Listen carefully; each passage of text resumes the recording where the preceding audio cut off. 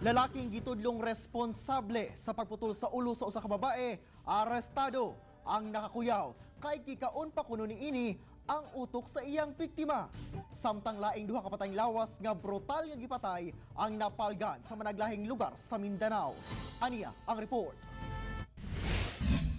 Lawas sa usa ka babaeng wala nay ulo ang nakapabulabog sa mga residente sa Barangay Punta Santiago, Talisayan, Misamis Oriental, Huwebes sa buntag. Nakapantalon lang ang biktima ug walay sanina. Sa follow-up operation sa kapulisan, ilang nadakpan ang suspect nga si Lloyd Bagtong, 21 anyos. Sa balay niini, na-recover ang ulo sa biktima nga gisulod pa sa sako. Wala nay utok ang ulo sa biktima o gituuhang gikaon kini sa suspect.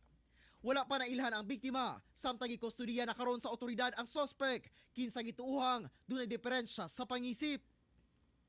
Samtang sa President Quirino sa Sultan Kudarat Province, wala na itiyan og laman loob diyang nakita ang lawas sa usa ka lalaki sa barangay Pedtubo. Bugtong ulo og hawak padulong sa tiil na lang ang nahibilin sa sagbutang bahin. Parayon pa ang investigasyon sa kapulisan labot sa identity sa biktima, ingon man kung kinsa ang suspect sa krimen. Sa Banga, South Cotabato, gipatay na, gigapos pa ang mga kamot, dayon gisulod sa sako o gipaano sa sapa ang lawas sa 16 anyos nga si Barbie Inocencio. December 2 dihang gireport sa mga kabanay nga na missing kuno ang biktima. Napatay sab sa kapulisan dihang misukol aton sa follow-up operation ang suspect nga si Richard Gumilid, 31 anyos sa Kalawag 2, Isulan.